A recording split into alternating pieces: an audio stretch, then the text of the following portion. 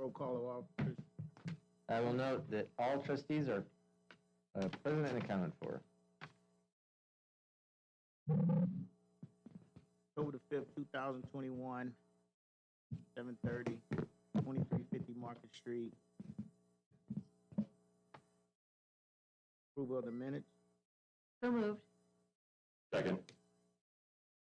Comments by the chair. There none, sounds like. And then, all right, if I'll introduce Todd again, Loretta from Internal Audit. He's got a report of the audit of the revenue and the billing side. So, good morning, everyone. So we will use this presentation is in your packet.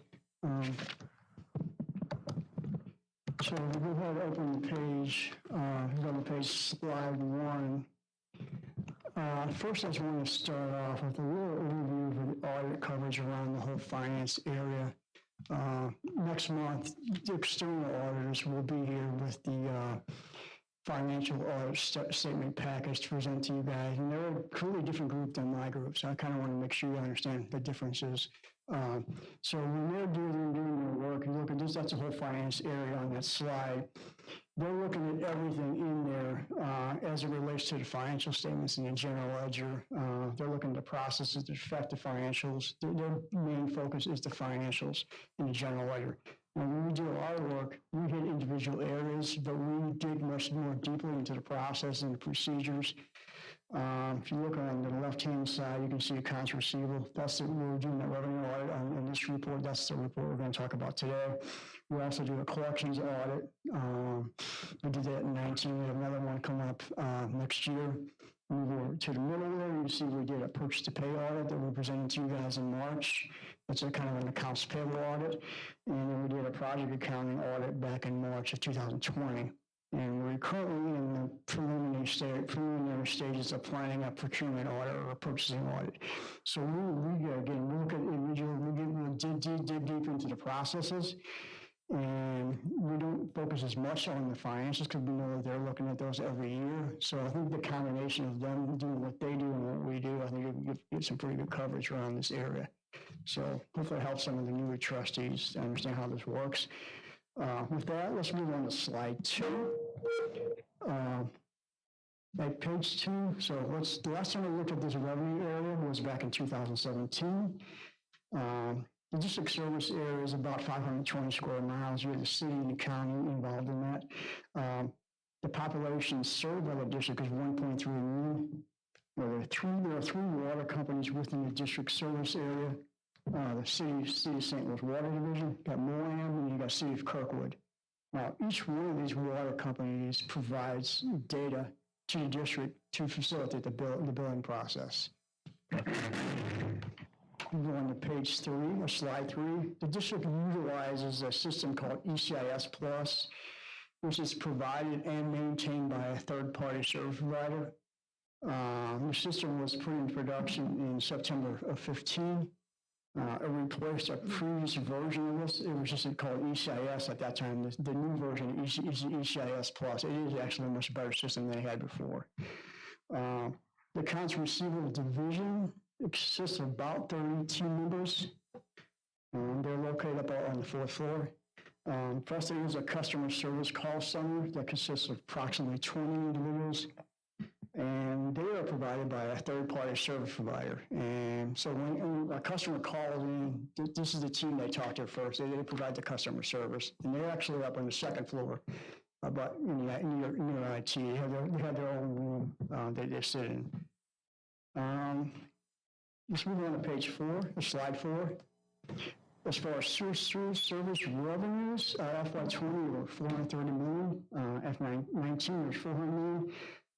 Give you a little perspective, in the prior audit, in FY16, it was $306 million, and 15 it was $284. So you can see the increases that were from the rate increases, related to project clear and all construction. There are approximately 428,000 active customer accounts in the billing system. The types of accounts are listed there below. You have residential and metered. Now, their service revenues are based on the water usage that occurs during the winter quarter. So we take measures in the winter quarter and take an average, and that in August, a new usage factor is implemented into their bill. Now, then we also have residential non-meters. That's the kind of house I live in. I don't have a meter. I live in the city. It's mainly city houses. So it's based on a flat rate, based on how number of rooms, number of baths, number of water closets. That really just means toilets. Then you have multi-unit, which is metered, and that's based on the winter quarter also. And we also have a multi-unit that's based on a rolling 3 months. And then there's also multi-unit that's just a flat rate based on the number of rooms and baths in-house. Now, commercial, they're all metered. They all have meters. So, and that's based on a rolling 3 months average of the water usage. So if we go on to page 5, as I mentioned, there are 3 water companies that provide data. So they're providing water data to us. Single City is providing information about the number of rooms and baths and so forth. They provide that as well. So they drop files on the FTP server at the district, and the third-party service provider brings those files down into the system. And then at that point, the AR group, they review the data, they look for exceptions, look for anything that looks unusual, misreads, and they try to address those as soon as possible to avoid problems. And then they go through the big billing process. That's the process at basically a high level. Any questions? Slide 6. This just lists the ordinances that affect the rates. The ordinance that covered our scope here was a 14,395 rate. Since then, there have been 2 more ordinances passed that cover the rates for FY 21 through 24. Page 7. So the scope did focus on the processes and procedures utilized by the Council Receivable Division, the billing, to perform the billing revenue function. So for transactions and data, we selected from the period of July 1st, 19 through December 31st, 2020. So any testing we drew from that period. Page 8. Objectives, we want to ensure the process controls were adequately designed and implemented. One of the things we do look at in this type of area especially is for adequate separation of duties. This is the main categories for any area is custody of assets, record keeping, reconciliation, authorization, and review. Now under that, you have a lot of subcategories that you want to keep divided up properly amongst the various personnel, such as customer setup, billing, invoicing, addressing billing exceptions, water data exceptions, in research, recording the adjustments, reviewing and approving the adjustments, and so forth, and posting cash payments and so forth. So we also want to make sure there's no control process gaps that exist. We want to make sure the processes are operating effectively. We want to avoid duplication of effort. Page 9. A big area is, obviously we want to make sure the bills are calculated and recorded accurately. And timely, in accordance with the district ordinance, according to the rate schedule. We want to make sure the water data is received and uploaded properly, and that's all tied together with the first one. We want to make sure adjustments to the customer accounts are accurately monitored and reviewed and approved. You need to have tight controls around adjustments. Title quotes, we want to make sure those are calculated properly. We want to make sure the customer assistance program, or CAP, was administered in accordance with the district's guidelines. We want to make sure the credit balances are monitored properly. We do have a lot of credit balances, it's just the nature of the beast. So they always try to get them back to the customer, but at some point, once they get past 3 years, they have to go back to the state. It's unclaimed property. So we were making sure that was occurring as required. Third-party service providers want to make sure they're in compliance with their contracts.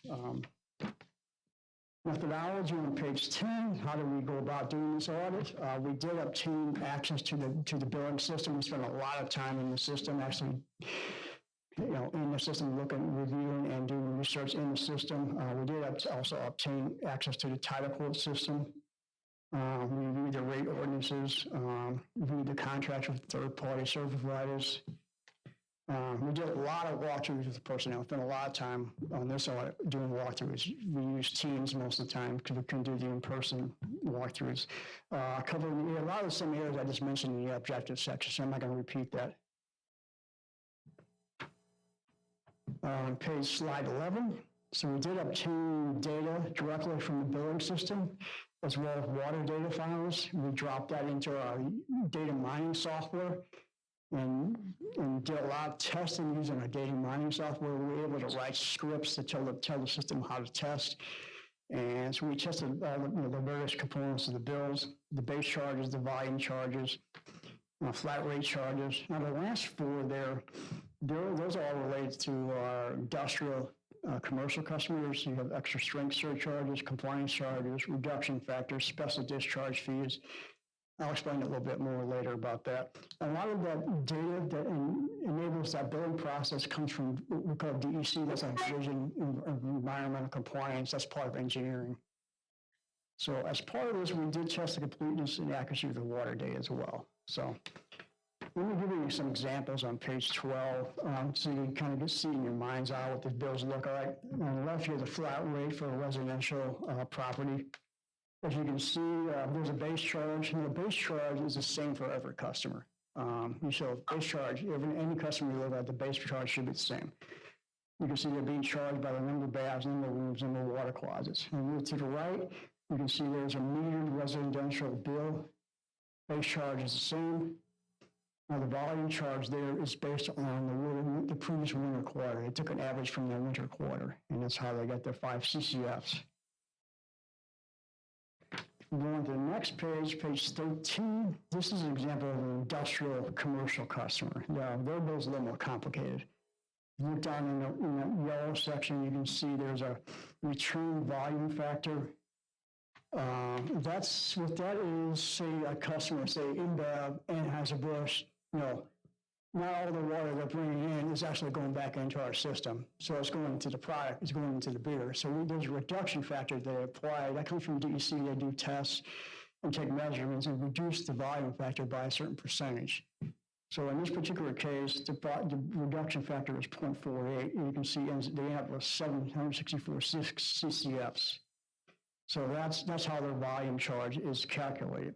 Then the next two items, the BOD and SSS, those are extra strength surcharges. That's involved discharges that exceed certain levels, and those are also calculated by DEC, and DEC provides that information.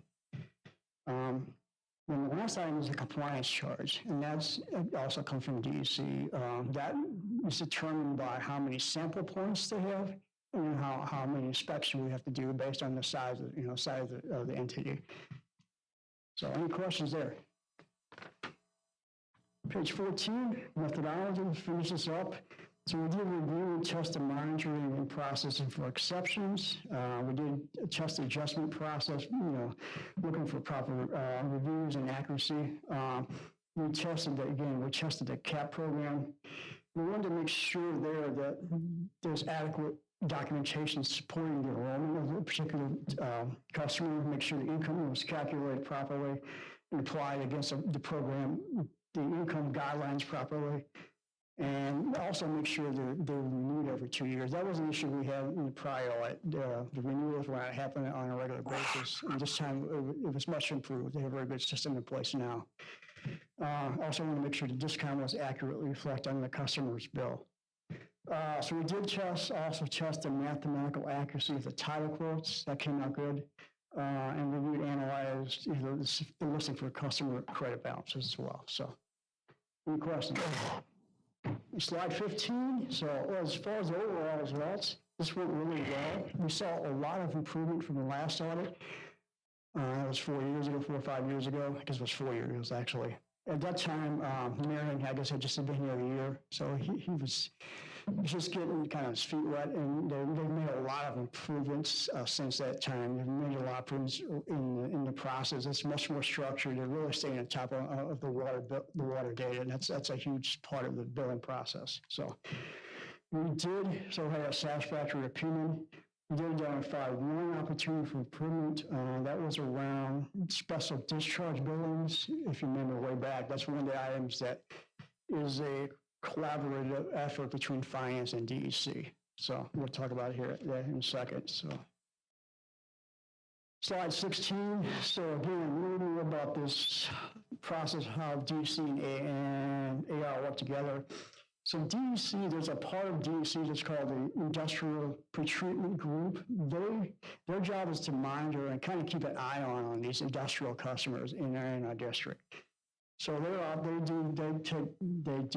take samples, they do testing of the water, they do inspections, they collect data. They're really monitoring these customers, and they collect that data and they put it in their systems. And then monthly, that data is uploaded into the ECIS Plus billing system, and then it's used to generate those bills, like I showed you the example. So most of this process is fairly automated, but the area of special discharge is somewhat of a manual process. I think this is why we had a problem with this one area.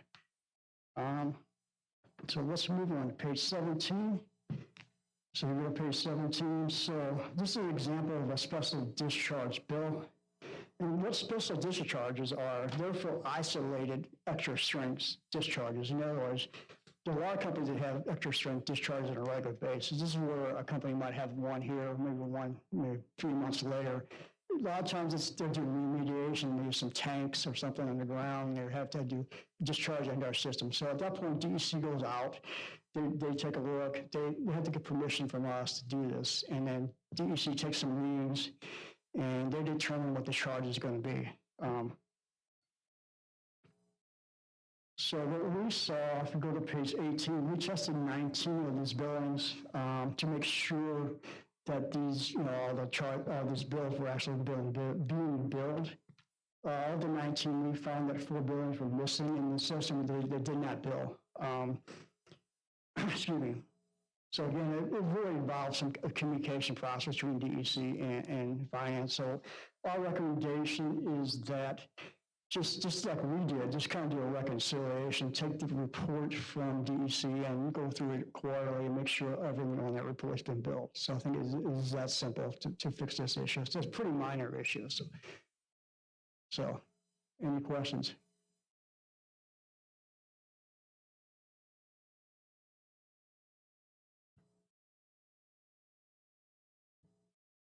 So this it went really well. So we had a lot more issues in the prior audit. So.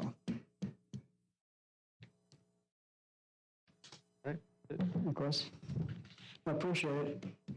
Thank you.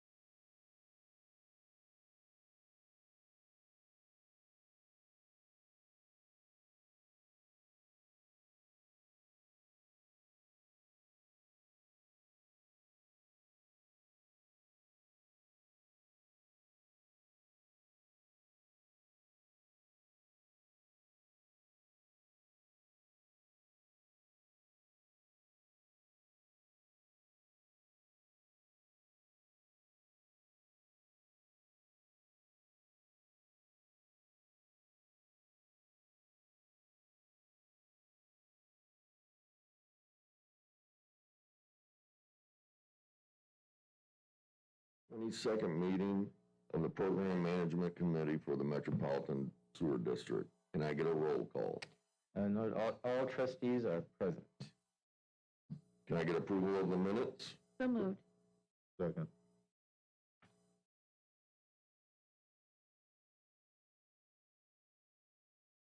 Next up. Engineering Department agenda items. All right, good morning, trustees. Fairly lengthy agenda this morning. If you have a question, make sure you stop me. First four items on the agenda are actually existing construction contracts where I'm coming back asking for some additional funds. I'll explain what those additional funds will be used for on each one of the projects. The first project is the Kizer Waller Storm Sewer Project. The work to be done consists of the construction of approximately 448 feet of storm sewer from 12 to 18 inch in diameter. The purpose of the project is to alleviate rear yard flooding on Waller Avenue and Kizer Avenue in unincorporated St. Louis County. The supplemental appropriation is for $100,000 as necessary due to unforeseen excavation of Class A rock. The additional funds allows for mobilization of rock breaking equipment, increase in labor hours, and rock hauling. The rock was not identified during the original design of the project. We did have rock borings on the project, but where we had them, there was no rock. So that happens occasionally. This isn't a very long project, but sometimes you have ledges of rock that you'll run into during the construction that weren't identified by the original borings. We are requesting an introduction and adoption on this project. So we're pretty far along. We're getting close. We'd like to get the project closed out and restoration completed. So these people, otherwise we'll get into the winter months and won't be able to complete the job. So we're requesting. The total cost of this with the additional $100,000 will be $260,000. The original budget on the project was $180,000. Any questions? All right, the next item is the Spring Avenue Sanitary Relief.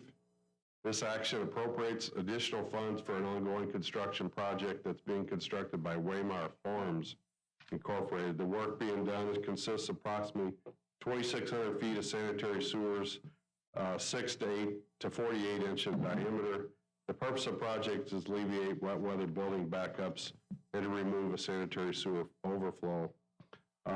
This supplemental appropriation is necessary due to some requirements by Missouri American Water.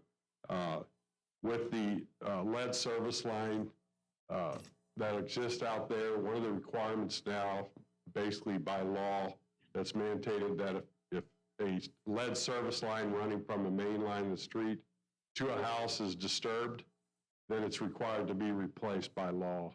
So we work ahead of time to try to identify where these are located with Missouri American. We pay them for inspections, and then when we actually disturb them, they hire contractors to come in ahead of us and replace these. On this particular job, there were 15 of them, more than we originally anticipated, and those projects cost about $20,000. So we're asking for an additional $300,000 on this particular project, which will bring the total appropriation to $1.8 million overall for the project. Some of these you go through and you don't run into them at all, but then there'll be a neighborhood that was constructed during a certain time period that'll have a number of these. Knock on wood, we're hoping at some point there'll be some federal funding for these lead service lines that will take the onus off the person that's disturbing them. Next item is the Woods Mill Sanitary Relief. The work to be done on this consists, it's a contract being constructed by Pace Construction Company. Consists of approximately 2,100 feet of sanitary sewers, 8 to 15 inch in diameter.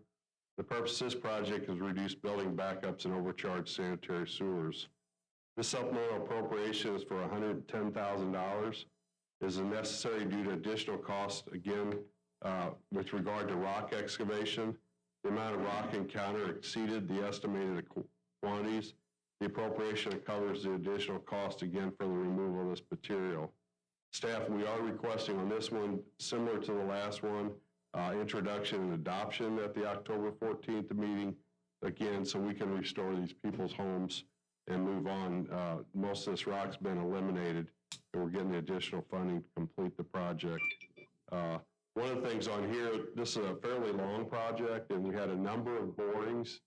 We are going back to the engineer and kind of discussing with them, what their method was to determine where they should bore and where they shouldn't, determine if there's something we can do in the future to try to prevent missing where this rock is. So it's a process we do when obviously we have borings and we get this additional rock, or the borings find out if our boring shows something different than what we found in the field.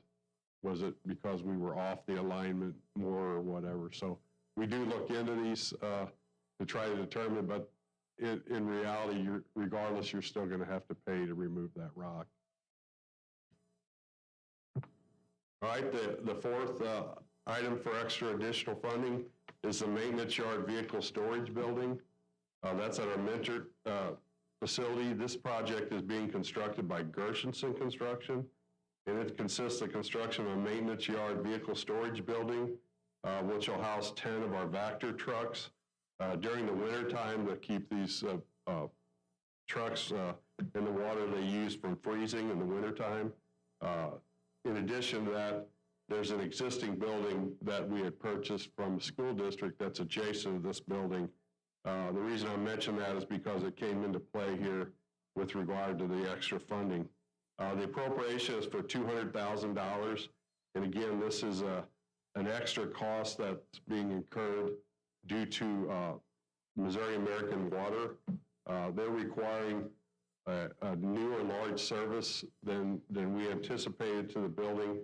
And it's not the large service that's the issue. They're asking for an additional meter and vault for the fire service to the building. There's two services, one for the potable water, one for the fire service. And that vault wasn't something that was anticipated originally during the design. And then there were some other utilities that weren't identified on this site that are actually in the middle of the site. We had a minor redesign of our detention basin, which caused us to have to do some extra work. But the actual fire service vault that I spoke of was actually to the existing building that was already there. So we had to replace that to meet the current fire codes for the fire suppression system. This $200,000 will bring the total cost of this project to $2,850,000. Are there any questions? Okay. All right, the next item is a CSO volume reduction green infrastructure grant. It's for the Maplewood Richmond Heights School Edition. The ordinance authorizes the district to enter into agreement with Maplewood Richmond Heights School District to provide financial assistance through the Green Infrastructure Grant Program for the construction of green infrastructure. The purpose of this project is to reduce combined sewer overflows to River to Pear for the long-term control plan. This project will reduce runoff with the installation of permeable pavers. With the construction addition, they're add additional parking, and they're going to put permeable pavement in to capture stormwater off that parking lot. The total estimated cost is $79,997, and they're requesting approximately $45,000 reimbursement for the cost of the green infrastructure.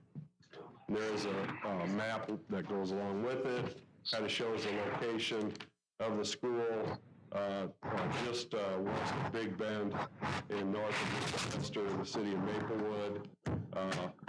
And the green area there is the parking lot they're redoing on the school district, and then they're capturing some runoff.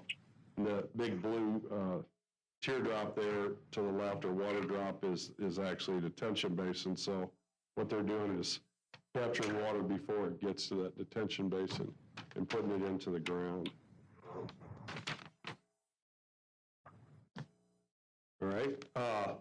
The next 6 items are projects that we bid this past month. They're all construction projects. We'll be entering into contracts with contractors for this work. They were all bid this past month. First project is a fish pot trunk west and Adelou Lane I&I reduction project. This action appropriates funds and authorizes staff to enter a construction contract. The work to be done consists of the construction and removal of inflow sources from 9 private properties and the construction of approximately 343 feet of 8-inch diameter sewers and appurtenances. The purpose of the project is to reduce I&I in the Fish Pot and Matisse Creek watersheds, repair a damaged sanitary sewer, reduce building backups, and relieve our overcharged sanitary sewer. Pardon me. We had a total of 3 bidders in this project. The low bid was from Bates Utility Company. The bid was above our design estimate, and our appropriation of $365,000 is above our budget of $300,000. We did look into that, and it appears this is not a lot of pipe. It's only 343 feet, but it's a very deep. It's like over 20 feet deep, and it's in folks' front yards. So we're the contractors that bid on it, all 3, had more money in for protection and restoration. In other words, to fix those yards back up than we had put in our original bid or was anticipated during the budgeting. So I wanted to point that out. So Bates has committed to just over 17% African-American MBE participation, which meets our 17% goal in the project. The next item is the Infrastructure Repair Rehabilitation Contract A, appropriates funds and authorizes staff to enter a construction contract. The work to be done consists of rehabilitation of approximately 58,000 feet of sanitary sewers 8 to 36 inch in diameter using the cured in place pipe method. The purpose of this project is to reduce infiltration and to rehabilitate older, damaged, and deteriorated sanitary sewers throughout the district.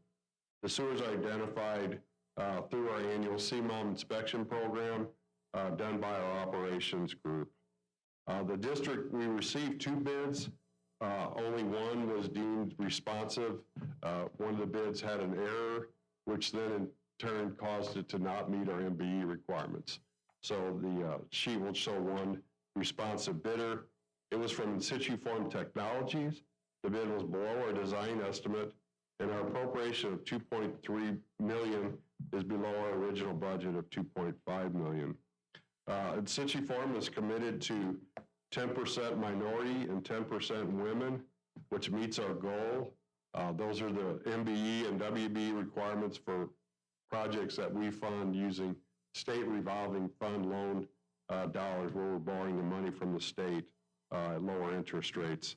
And so we have to meet their MBE goals. So they're committing to meet those goals.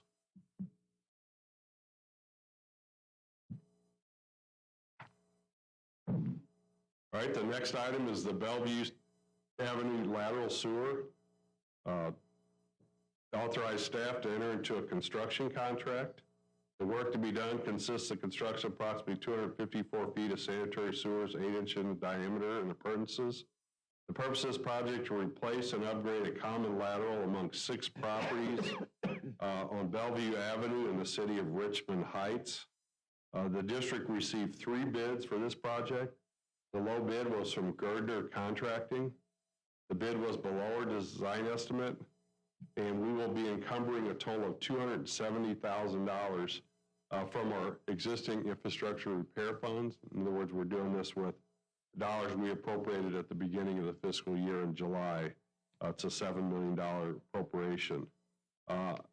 Gardner Contracting is committed to 17% African-American participation in the project.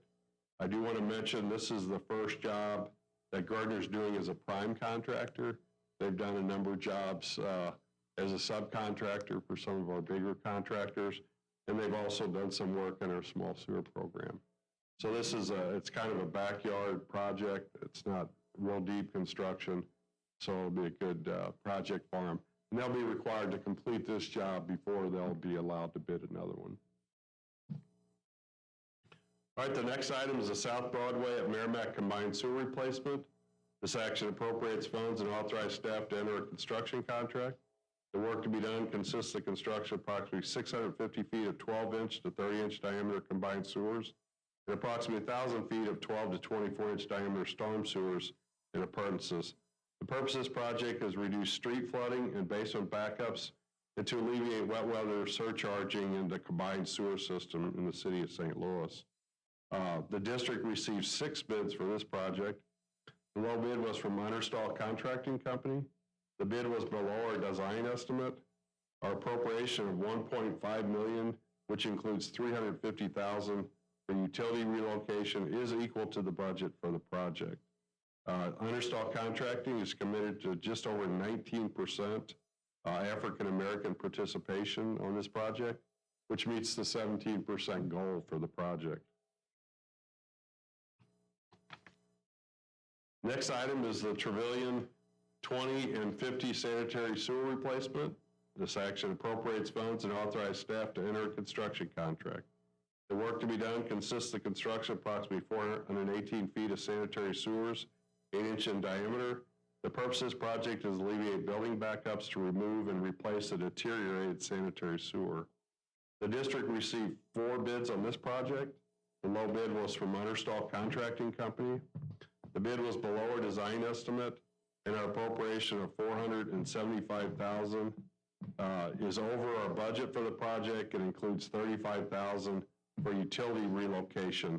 There was a slight increase in the scope of this project. In other words, we removed probably another 50 or 60 extra feet than what was budgeted for originally.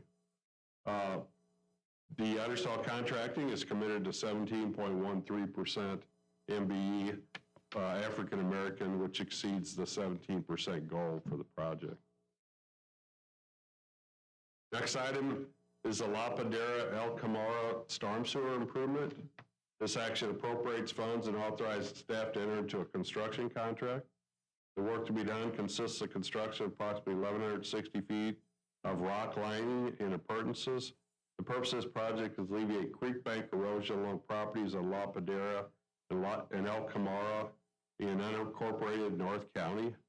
The district received 4 bids on this project. The low bid was from Freda and Luth & Sons. The bid was below our design estimate, and our appropriation of $700,000 is below the budget for the project.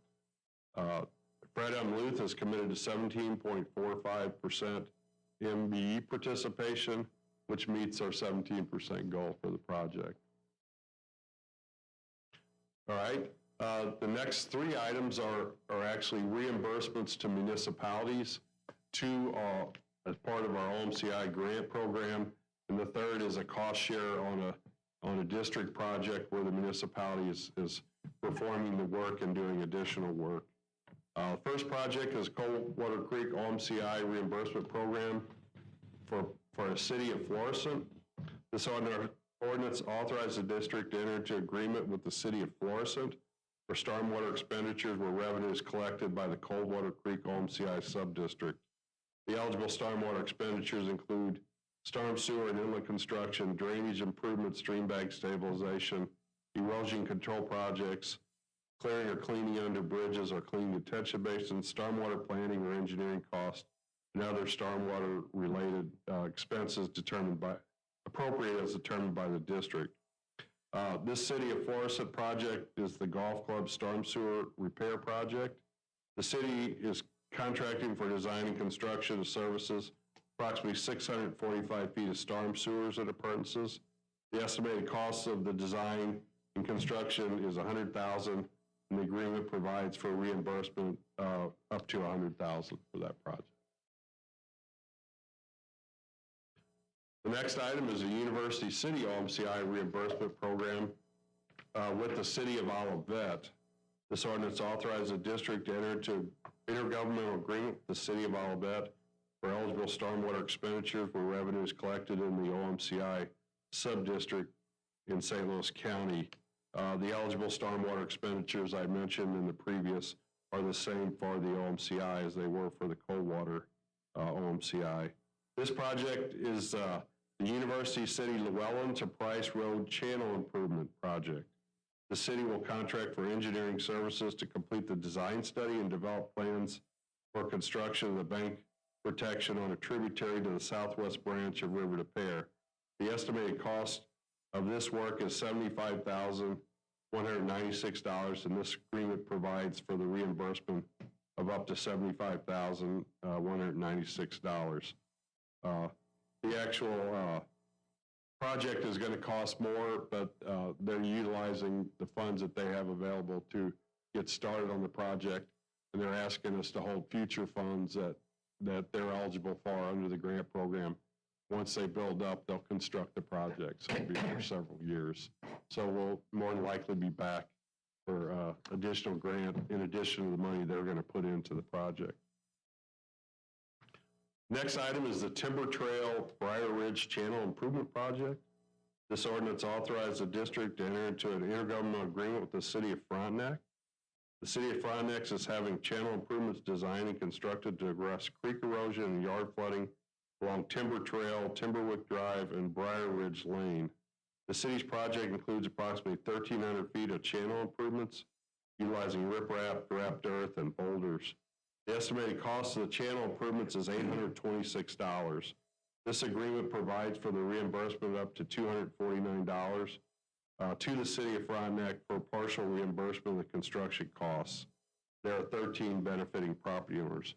This is a cost share type project where the district has something identified and funded, and where the municipality may seek to do more. In other words, we may have a small portion of the creek identified for fixing up, but yet the city's interested in doing more. So we get more bang for our buck. We're paying about a third of this project and getting a lot larger project done with the city throwing in their funding. So in order to participate in something like this, it actually has to be a project that we have ready to go that will be funded by our funds.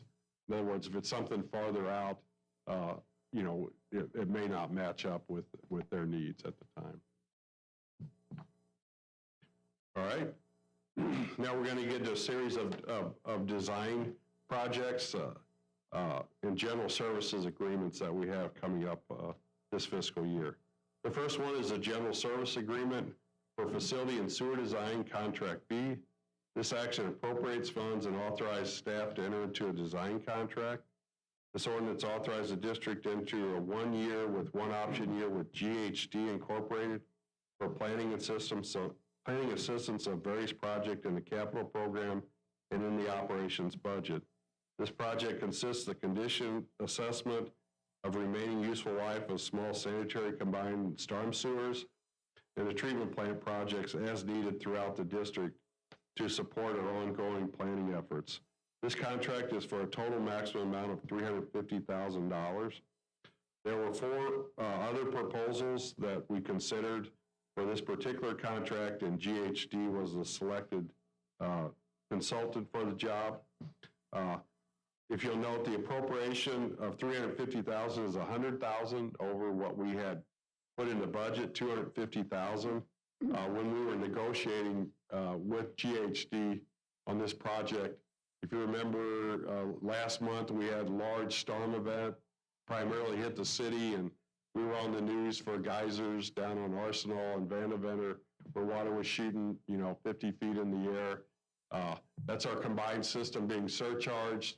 It's a combination of the system being overcharged, but also air in the system that's not allowing the system to vent and restricts the amount of flow, and thus you get the geysers in different locations.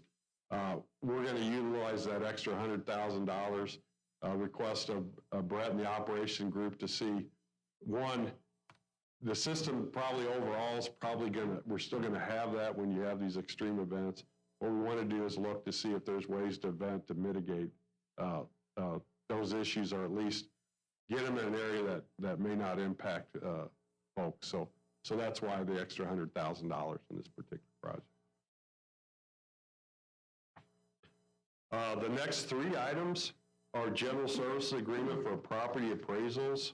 The 3 projects are property appraisal contract A, contract B, and contract C. All 3 appropriate additional funds and authorize staff to amend. We have existing contract. This is one of the renewal years for 3 contracts.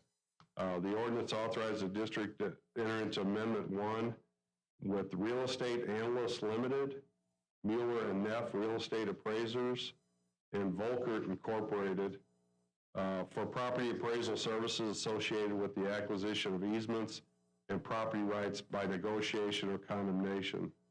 The appraisal services provide us an as-needed basis as required to obtain our property rights. Work will be assigned on a project-by-project basis, and each contract for this fiscal year is $75,000 for a total of $225,000 for all three, for each three firms combined, I'm sorry. This will be the first of 2 option years. In other words, it's a 3-year contract, and this is the first renewal of that 3-year contract. We'll utilize these 3 firms. We've anticipated around 217 new appraisals that we'll be getting for our projects this upcoming year. And then once those easements are acquired, we'll construct those either next fiscal year, 2023 or 2024. But these appraisals are value to us for our folks that go out there and acquire these easements. That way they can talk with the customer about the value of the property we're taking. Any questions on those? All right, the next 7 projects are all for engineering design contracts for this fiscal year. These are all contracts that will be used to design sanitary relief projects that will be built in fiscal year 23 and 24, and they're varying in sizes from smaller to larger. The first one is the Burning Tree Infrastructure Repair project. It appropriates funds and authorizes staff to enter a design contract. The ordinance authorized the district to enter a contract with Hart Engineering for the design of the Burning Tree Infrastructure Repair project. Is a lump sum cost project for the design and preparation of construction documents to construct approximately 230 feet of 15-inch diameter sewers and appurtenances. The purpose of this project is to alleviate a sagging pipe under a vertical wall channel that's been causing us maintenance problems. The construction cost estimate for the project is $447,500. The district did have 2 other proposals considered on this project. And we chose the Hart Engineering. The appropriation of $112,000 for design services is $9,000 above what we had in the budget for the project in the CRP. As with all of our professional engineering contracts with regard to MWB participation, right now there is no goal for these consultants, but we do get large participations both for the non-minority primes and the minority primes. In this particular case, Hart Engineering is a woman-owned company, and they're utilizing an African-American subcontractor to do the work, which will give us a participation overall of about 84%. So again, this is one of the smaller design projects we do that allow some opportunities for minority and women engineering firms to do work for us. Next item is a Clark Avenue sanitary relief.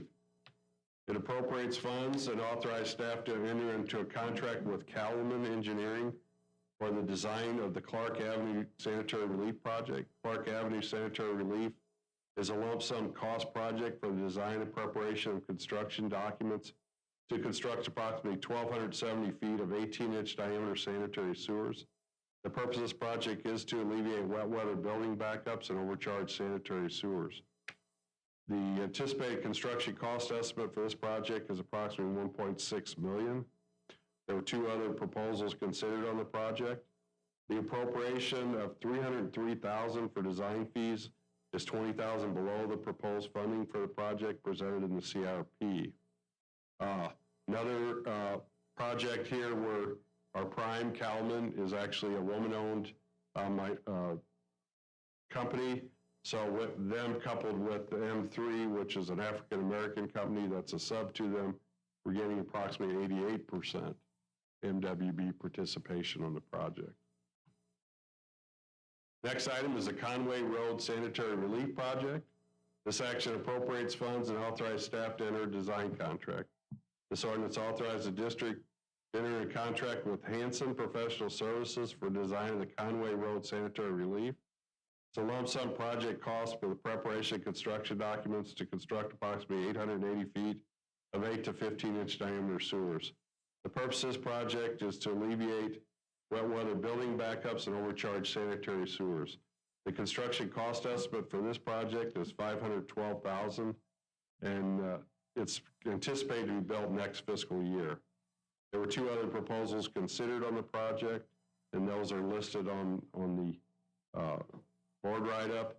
Our appropriation of $128,000 for design services is $20,000 above the proposed funding in the budget supplement. In this particular project, Hanson will have approximately 55% MWB participation on the project for various services. Next item is the Fillmore Pump Station rehabilitation. This action appropriates funds and authorizes staff to enter a design contract with Crawford, Murphy, and Tilley for the design of the Fillmore Pump Station rehabilitation. Fillmore Pump Station is a lump sum cost for design and preparation of construction documents to upgrade the existing pump station by replacement of equipment and the upgrade of facilities and other appurtenances. The purpose of the project is asset renewal requested by MSD operation. The construction cost estimate for this project is $1.7 million. Construction is anticipated to begin in fiscal year 2024. There were 2 other proposals considered for the project. Those are listed. The appropriation of $300,000 for design services is equal to that proposed in the budget, CRP budget. Crawford Murphy Tilley is committed to approximately just under 31% MWB participation with the firms listed. The next item is the Hawthorne Estates Sanitary Relief Project. It appropriates funds and authorizes staff to enter into an engineering design contract with Talaferro, Brown for the design of the Hawthorne Estates Sanitary Relief. Hawthorne Estates Sanitary Relief is a lump sum cost for the design and preparation of construction documents to construct approximately 1,870 feet of 12-inch diameter sewers and appurtenances. The purpose of this project is to alleviate wet weather building backups and overcharged sanitary sewers. The construction cost estimate of this project is approximately $1.63 million. It is anticipated to begin construction in fiscal year 2024. The appropriation of $319,000 for the design services is equal to what's proposed in the budget supplement for the project.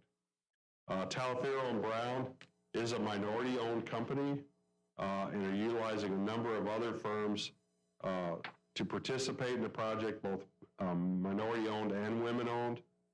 So on this project, we're going to get a total of 96% minority and women participation on this design project. Next item is the McCutcheon Road and Thorndale Sanitary Relief. This action appropriates funds and authorizes staff to enter into a design contract with Lockmuir Group for the design of the McCutcheon Road and Thorndale Sanitary Relief. This project is a lump sum cost for the design and preparation of construction documents to construct approximately 1,300 linear feet of 12 to 15-inch diameter sewers and appurtenances. The purpose of the project is to alleviate wet weather building backups and overcharged sanitary sewers. The construction cost estimate is approximately $2.3 million, and again, it's anticipated to be constructed in fiscal year 2024.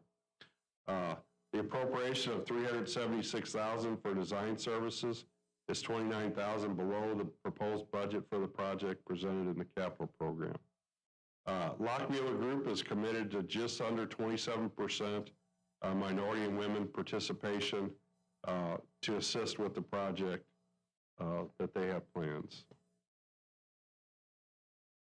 The last design project, Watkins Spanish Sanitary Relief Project. This appropriates funds and authorizes staff to enter a design contract with Intuition and Logic for the design of the Watkins Spanish Sanitary Sewer Relief Project.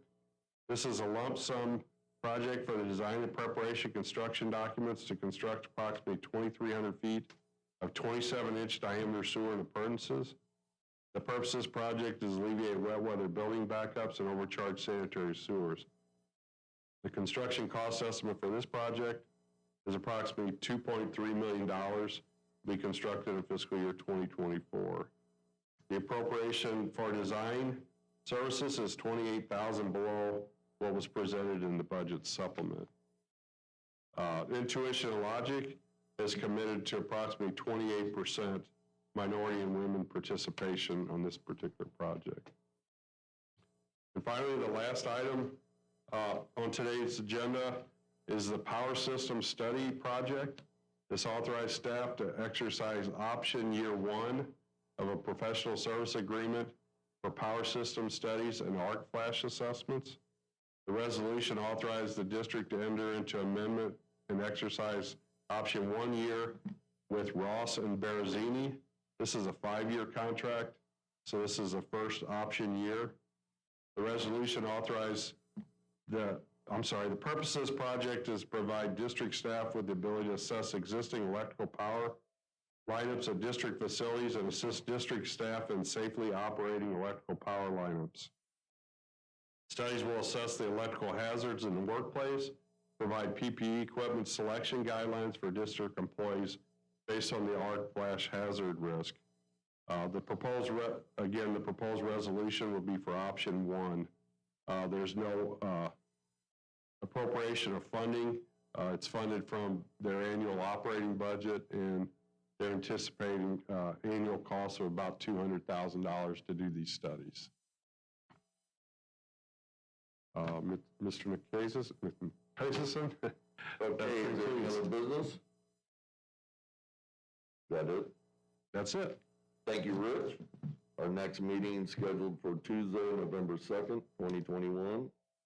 Can I get a motion to adjourn? Second.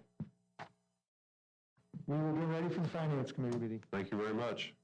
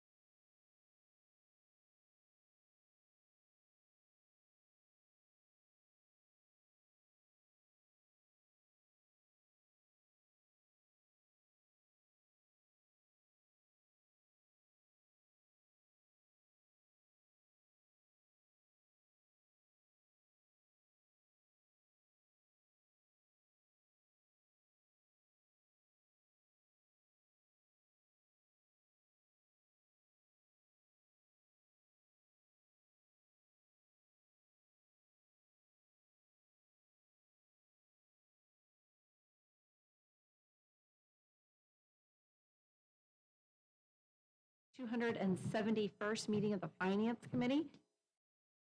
Assume the record will reflect that all trustees are present. Can I get a motion for approval of the minutes from August 31st? move. Second. Tim, can we please get a portfolio update? Yes, this is the monthly report we do with the grid. Portfolio is up just a little bit from last month, about $6 million more dollars, just because we brought in more than we spent. The changes in the portfolio and benchmark interest rates have been increasing a little bit, so we saw just a couple basis point increase in yield to maturity on our portfolio. Benchmark moved a little bit faster because that entire portfolio turns over every month. So that was up about 8 basis points versus 2 basis points for ours.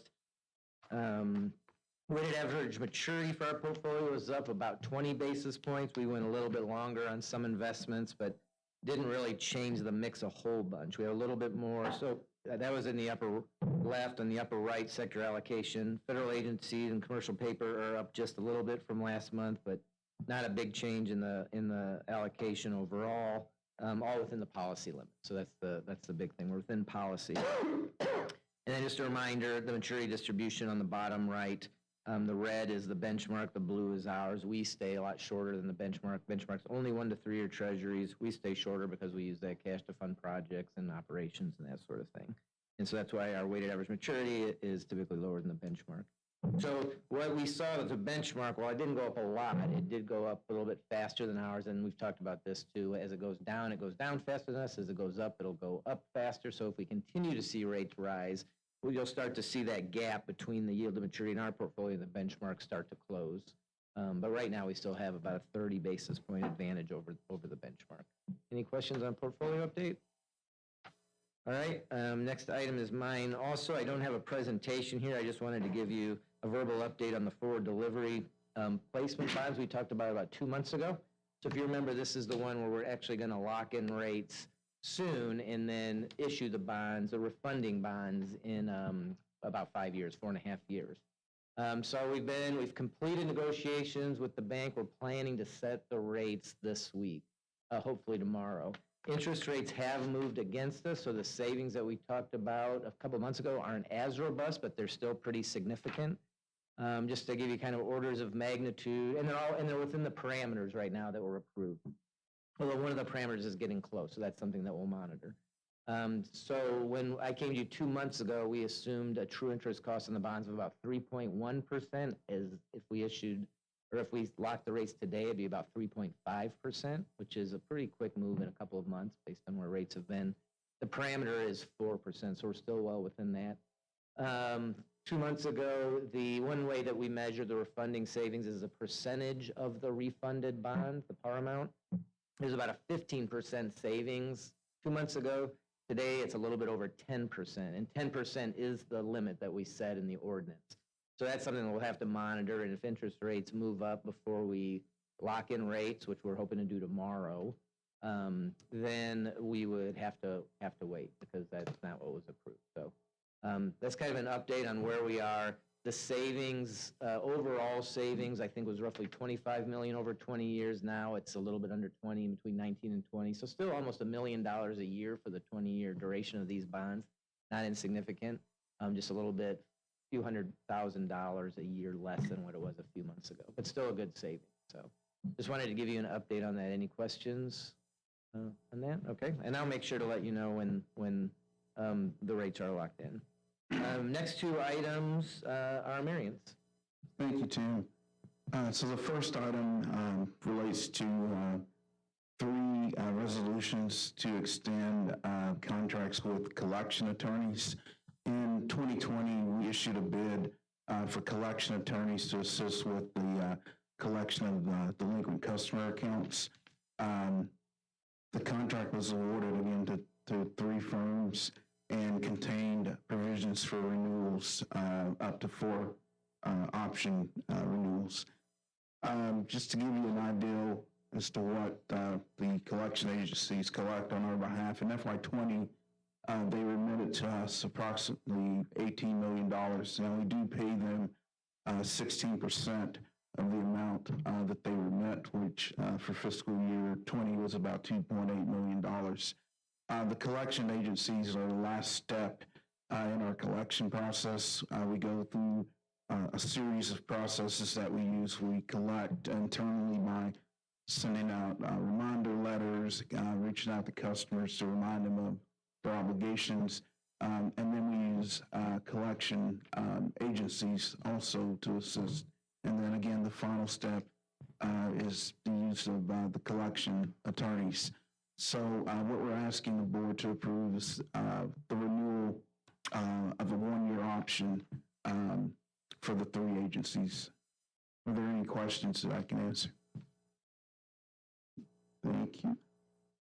So the next item that's on the agenda is also mine. It's an adjustment review committee report. The wastewater ordinance requires that we report to the board any adjustments that exceed $5,000. So I'm reporting for the period of April of 2021 through June of 2021, which is the last quarter of our fiscal year 21.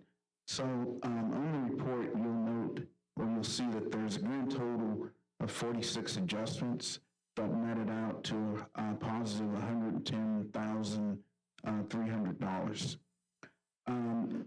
The total adjustments that were made in the first section of the report, there were 29 adjustments, which totaled about $267,000.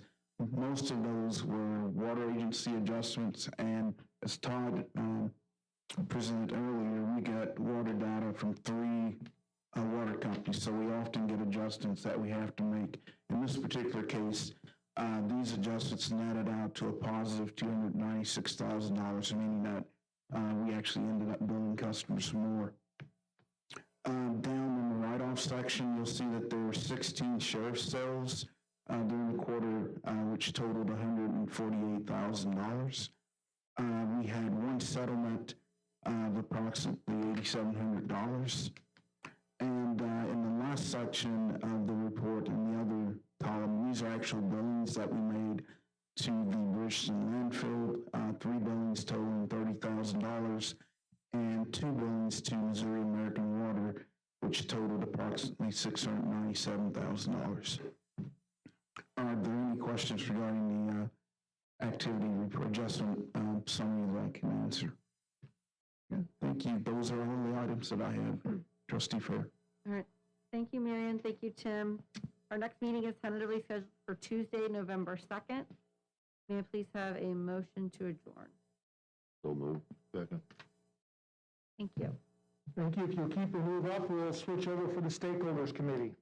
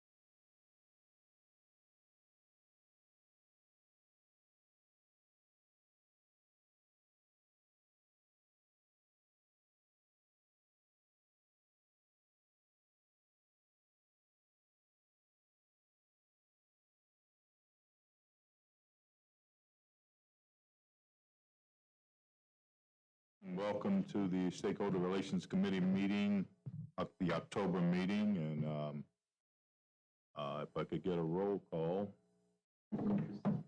We can note that all the trustees are present. Thank you. There are no comments at this point by the chair, so we'll move on to item number 3. And if I could get a motion for approval of the committee meeting, last committee meeting minutes. So moved. Second. Okay, if there are no objections, the minutes are approved, and we'll let Tracy take the floor. Good morning, trustees. I wanted to give a little bit of background on some of the ordinances you're going to see me present today. We're going to be, MSD wants to get a new FMLA source vendor. This vendor is offering a more robust program where the employees can go from being on FMLA to going into short-term disability to long-term disability to accidental death and dismemberment seamlessly, which is not something we've been able to offer before. So it'll be extremely convenient for them. They'd have one vendor, one person to contact, and everything would run without them having to submit additional paperwork. So that's several of the ordinances you're going to see me present today. So starting with the first one, it is, if I can have you turn to page 3 for the long-term disability coverage. That's for the group and long-term disability. Our current contract is with Lincoln Financial. That ends this December, and we want to go into a new contract with the Standard Life Insurance Company, who is also the FMLA vendor I mentioned earlier. This contract would be for $170,000, and again, it would cover the group and long-term disability coverage for our employees here at the district who need to access that coverage. What questions might you have about this particular ordinance? Okay. Moving on to page 4, this is for our dental.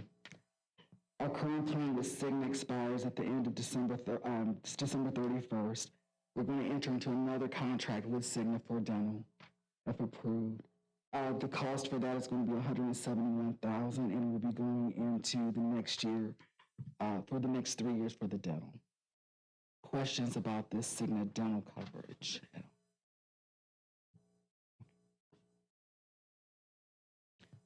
So moving on to page 5, we're looking at the group life and accidental death and dismemberment insurance. Again, our current insurance right now is with Cigna that expires December 31st. And this change will allow us to go to the standard, which again is the FMLA vendor I mentioned earlier. And this cost will be $192,000 for those employees who do want to participate in the life, accidental death, and dismemberment insurance policy that we would have. Questions about this contract with the standard?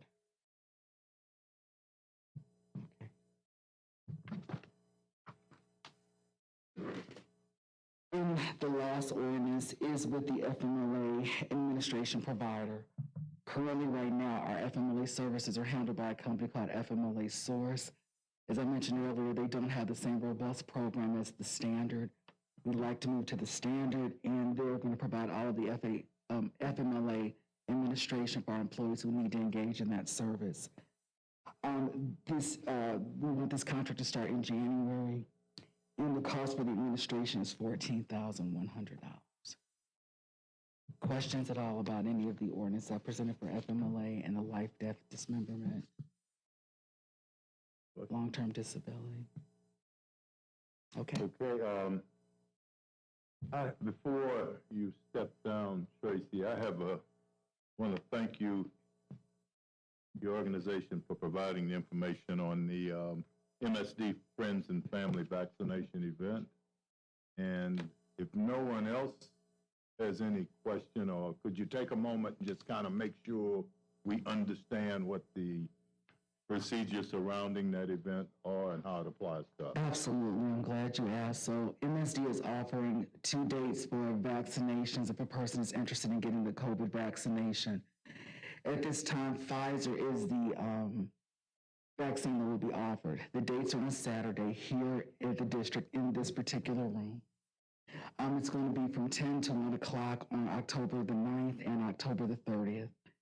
You are allowed to come, any of the trustees, any of your family members, any of your neighbors that you want to help out who are interested, they can all come. We're issuing first, second, and booster shots for those people who are eligible for the booster. At this time, it's not necessarily recommended to mix vaccines, so if you've gotten Pfizer before and you're getting the booster, you want to stay with the original booster whichever one that you had. So if you have Moderna, you want to get Moderna as the third one, but right now we're only offering Pfizer at that particular vaccine event. I can send a registration link for you guys to register. There is an employee number on there, but that is not a required field, so you can skip right past that and just fill out the rest of the information. To register friends and family, it's just by number count. So you would say Trustee Wilson is the person that's showing up, and if you're bringing 4 people with you, your total count would be 5, because you would be counting yourself in there and the 4 other people that you're bringing with you to the event. What other questions may I answer for you guys about the event? We're encouraging everyone to come again. There will be security officers on staff to be able to walk you into the various entrances because of the construction that's going out up front. And BJC is the one who will be administering it. There will be nurses on site who will be giving the vaccine themselves. And it's part of a grant that BJC was able to include us in on, which is why we're opening up to family and friends.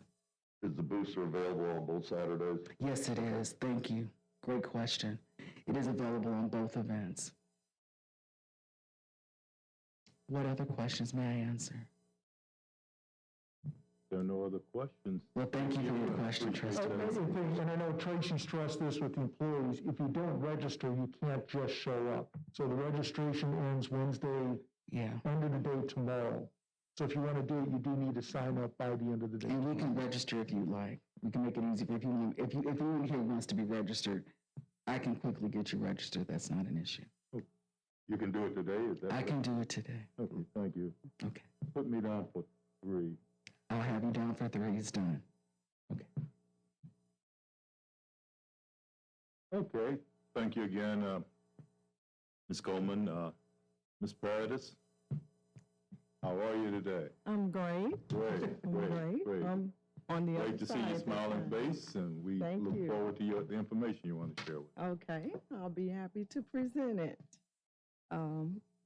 So I will be giving the Diversity Fiscal Year 2021 Annual Report. Is my mic on? I can hear you. Okay.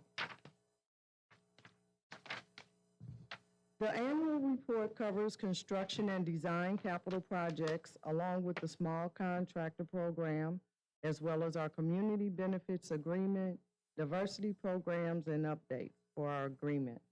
I'm going to begin with the construction capital information on the next slide.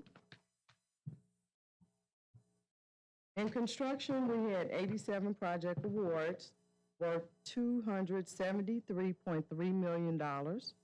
There were 79 non-building construction projects with the 17% African-American goals. And 4 of those non-building projects were awards that were under $50,000, so they did not have goals. However, 2 of the 4 awards were awarded to minority contractors, MBE contractors.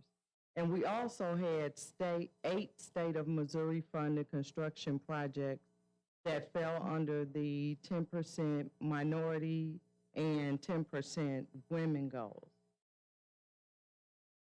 I'd like to also point out that this is our 3rd consecutive year in which all projects awarded successfully met the diversity program goals without the aid of good faith efforts.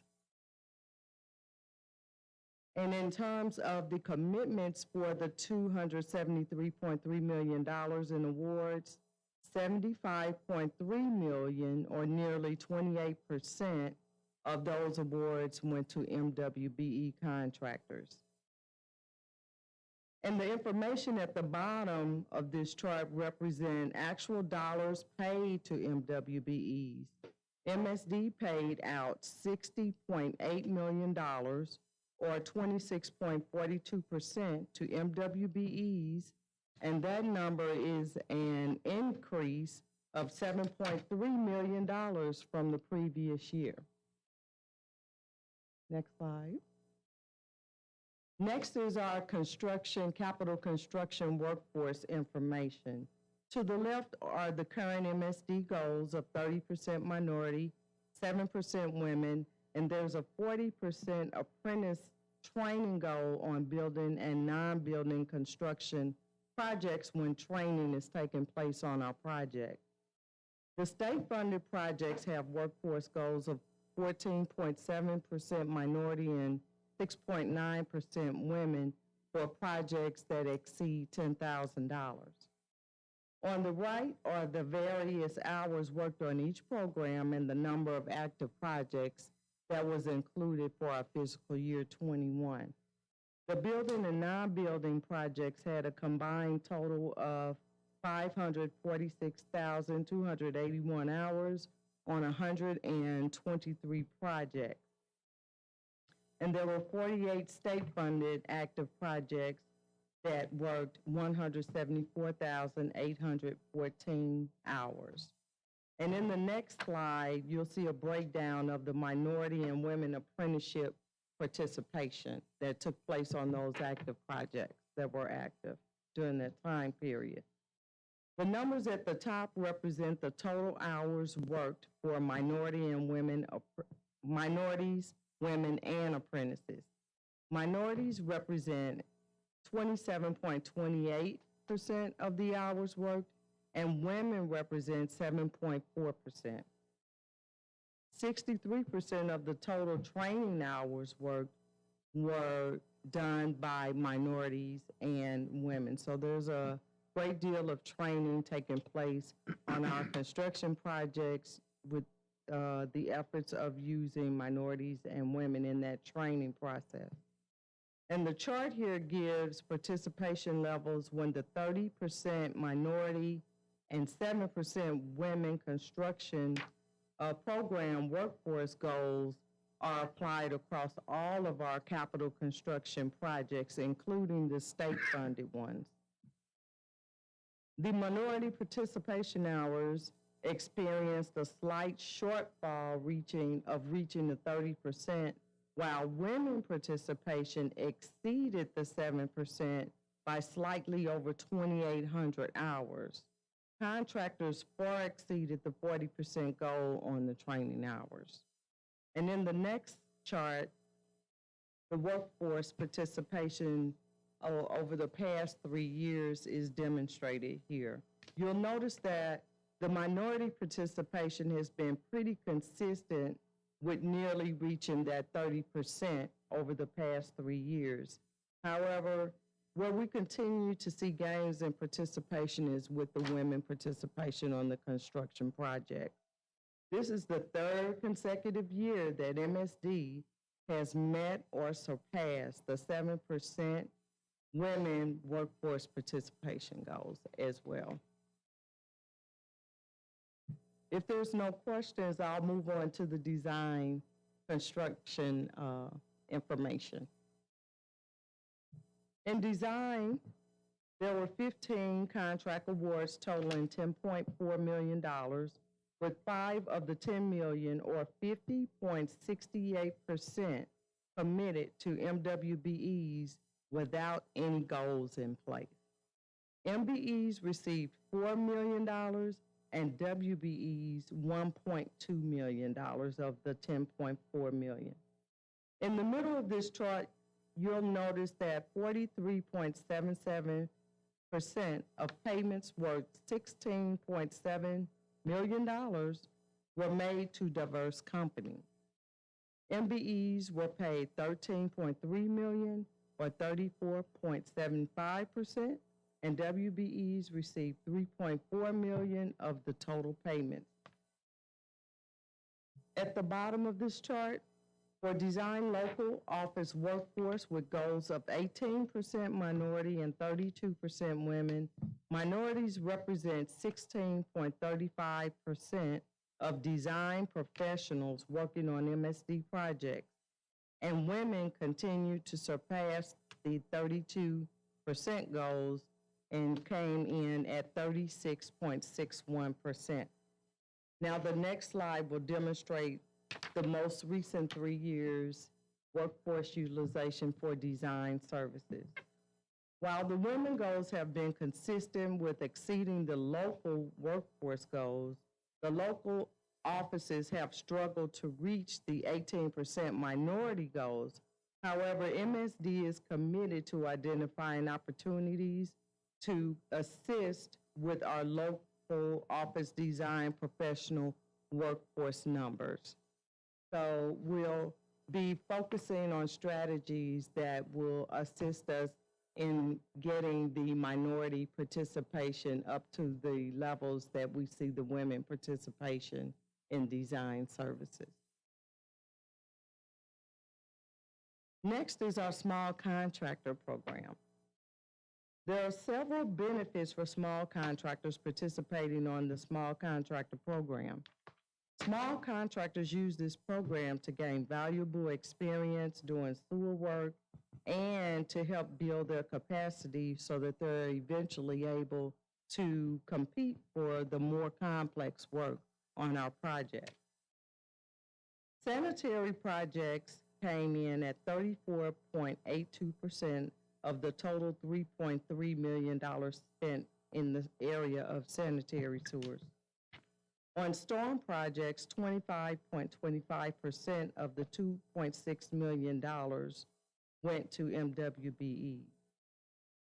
Overall, nearly 29% of the total combined jobs were done with diverse firms on this program. In terms of sustainability of diverse participation occurring over the past 3 years, we've consistently seen participation levels at levels of 30% on the small contractor program, and it's been pretty consistent.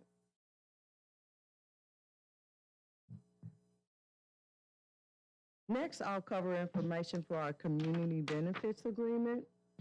In 2013, MSD entered into a formal CBA agreement with the community signatories you see listed here to establish a framework to address the need for resources within our underserved communities, to bring forth job training and employment opportunities, and to also educate the public about MSD, and to facilitate addressing barriers that may exist which prevents a level playing field for minorities and women in the workforce area or with contracting opportunities. MSD remains committed to working with the signatories on initiatives to provide internships, scholarships, and business opportunities for minorities and women that will help build our community. Next, I'm going to cover updates on those initiatives that we have ongoing with the CBA.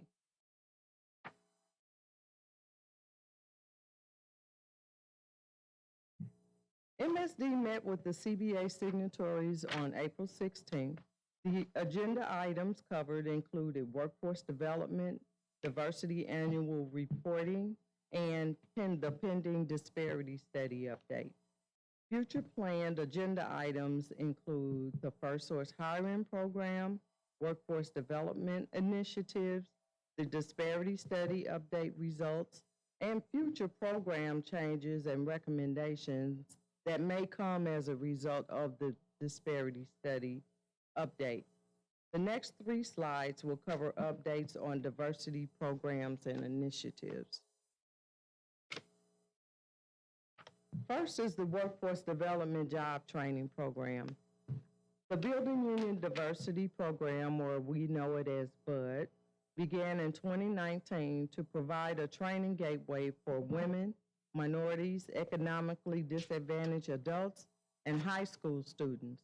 BUD provides an introduction by way of pre-apprenticeship training in partnership with the St. Louis Skilled Trades and various organizations within the construction industry and focused on workforce development. So from August 2019 through August 2021, MSD has sponsored 69 participants in the BUD program. Programming includes ergonomics, financial literacy, weekly stipends, OSHA certifications, and transportation assistance for participants in the program. And during training for those participants who are placed in employment, but also provides transportation for the first 30 days of employment should the participant need transportation assistance. During that time, Bud also assisted 14 MSD contractors who recruited potential candidates for MSD projects. And Bud continues with the job placement and other support services in the effort to facilitate a successful transition into employment for the participants in the program. Next is our scholarship, education, and internship. Another area of focus with the CBA agreement is the education and internships component. This summer, MSD sponsored 2 paid internships for high school students in the areas of information technology and human resources. There was also 1 returning intern who started at MSD when he was a junior in high school, and he is now a senior in college and expected to graduate in May of 2022. MSD also sponsored 2 full-ride scholarships and also provided internships for the Environmental Resource Training Certification Program at SIUE. And thus far, we have sponsored 12 scholarships since our fiscal year 2017, and it has resulted in 4 offers of employment to people who have gone through the SIUE program.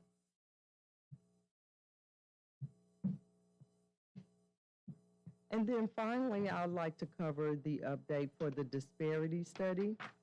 Although we're extensively behind schedule due to the pandemic, we are extremely close to completion of the update. We anticipate that we will be done with final review of the draft results by December and be ready to begin communication of the results at the beginning of the calendar year. We will communicate the results, collect public feedback, and then present all of the results to our board for consideration of adopting the results from our disparity study. And this concludes my annual report. I'll take any questions you might have. Okay, if there are no questions, thank you. Thank you. And, You're welcome. we'll move on. Okay. Okay, the next agenda item is the discussion by Mr. Berthold, and it relates to MSD's mandatory COVID testing program. Morning, Mr. Berthold. Good morning. Thank you, Trustee Wilson, and good morning, trustees. You should have in your packet there a copy of our freshly minted and soon to be executed mandatory COVID testing policy. And I just want to run through it a little bit to give you a little bit of the framework of what we're going to be doing and some time dates as to when this will get going. So in your policy, it actually kicks in next week, October 11th. We're rolling it out, and we've put in place, we feel, the steps needed to implement this policy. There's a couple other dates listed there as well. November 1st, that was written into the resolution as employees have till that time to get fully vaccinated, and that's part of the reason why Tracy scheduled the vaccination events that she did in October here to help anybody that was needing some assistance getting vaccinated, although there are a number of vaccine facilities out there in the community where it's easy to go get a vaccine. The other date that you see is October 4th, and that is today? Yes. It's yesterday. By October 4th, newly hired employees will have to be fully vaccinated and present proof of vaccination, and that's being already implemented by Tracy's department, and it's going fine. So that's taking place. As we get into the procedures of the policy and everything, employees are going to have to present their vaccination cards to HR for proof of being fully vaccinated. If not, they're going to have to submit a weekly COVID test and present those results to us. And so far, we have approximately 65% of our employees that have presented proof of vaccination to HR, and therefore they will not have to be part of the weekly COVID testing.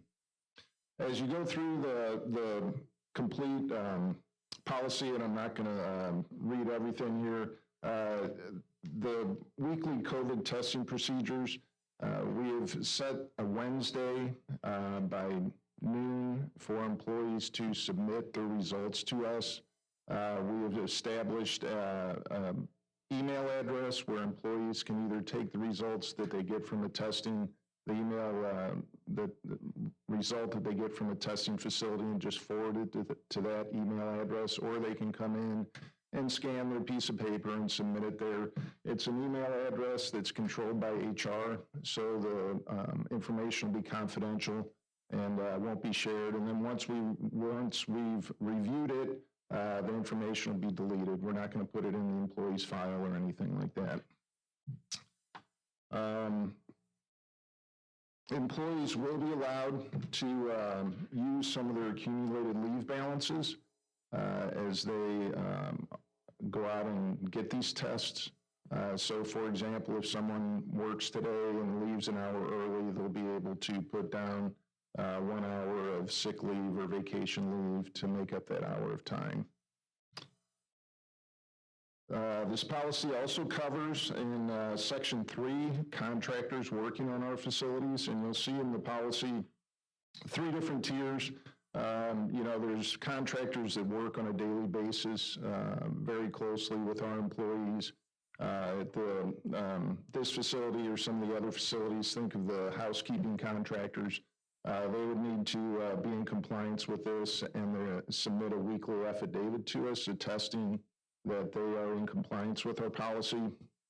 Category 2 is kind of somewhere in between, where you may have intermittent contact with some of our employees and they would need to adhere to our policy under those parameters. And then category 3 is really contractors that have no contact with our employees, but they are coming onto our facilities. Think of a UPS delivery driver. He backs his truck up, puts a couple packages on the loading dock and leaves. And we wouldn't require them to follow this policy. And then at the end, there's just some quick definitions of what's a test, who's fully vaccinated, some of those things. But in summary, a lot of hard work went into developing the policy. I'll give a lot of credit to Susan there and getting some outside counsel to bounce some ideas off of, and all the other directors and everyone involved. We got the policy done. We're off and running, and by next week, we'll be fully implementing it. What do we do about emergency service with the contractors? I.e. the mechanical end, the electrical end? Well, if it all depends, Trustee Nikozison, on the circumstances, and are they going to be in close contact with our employees and those types of things. Is it going to be on one of our facilities or is it out in the street? And, honestly, we're just going to have to evaluate those circumstances as they come up and address them as best we can. Okay.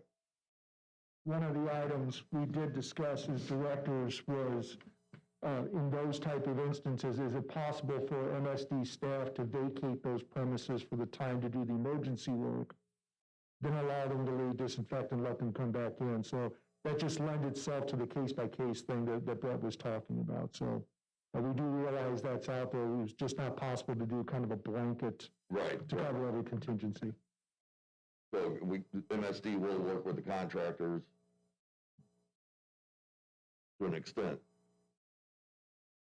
Yes, absolutely. We have a number of projects going on throughout all our facilities. An example here at the Market Street building is the contractor that's overhauling the elevators. And they're here on a daily basis. They're in contact with our employees, and they'll have to adhere to, I would assume, Category 1 and offer an affidavit every week that their employees that are working on this project are adhering to this policy. It appears that there's some sort of affidavit required from those employers. Yes, sir. Particularly with the MSD. Attached on the last page is our Exhibit A, which is a copy of the affidavit that we're requesting from the contractors to be submitted on a weekly basis. And the individual contract managers are the ones that will administer this. So a lot of hard work. We still, the rubber meets the road next week and everything, but we think we've set up a good process. We've had to field a number of questions from our employees. We sent out a bunch of communication last week in Sean Hadley's weekly communication that he sends out, as well as some additional guidelines and information with regards to where vaccination and testing facilities are located throughout our service area, as well as some of the other, guidelines and information that our employees have been asking for. We did. Yeah, thanks, Brian. Prior to rolling this out, I forwarded the draft policy to all of our unions, our 6 unions that we have here and everything. Had a very good and productive meeting with them a week ago Monday, prior to finalizing the policy and everything, and took their concerns into what we presented here. So is the number, it's 35% of the workforce that we believe is unvaccinated, is that correct? Approximately. And do we know what percent of that 35% has signed up for the clinic that's being held in October, or the 2 clinics?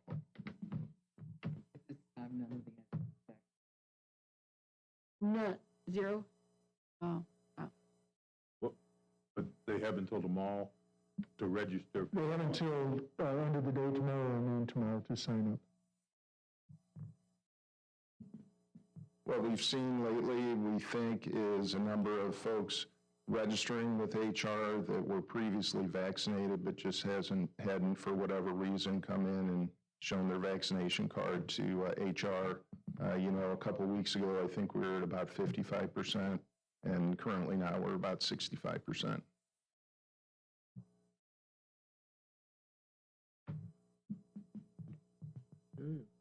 There are no further questions. Thank you again, Mr. Berthel. Yeah, thank you, Trustee Wilson.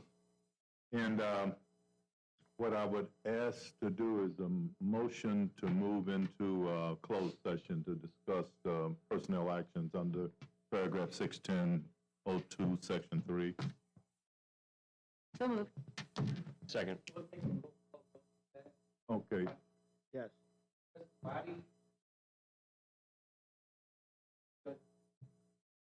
Yes. Yes.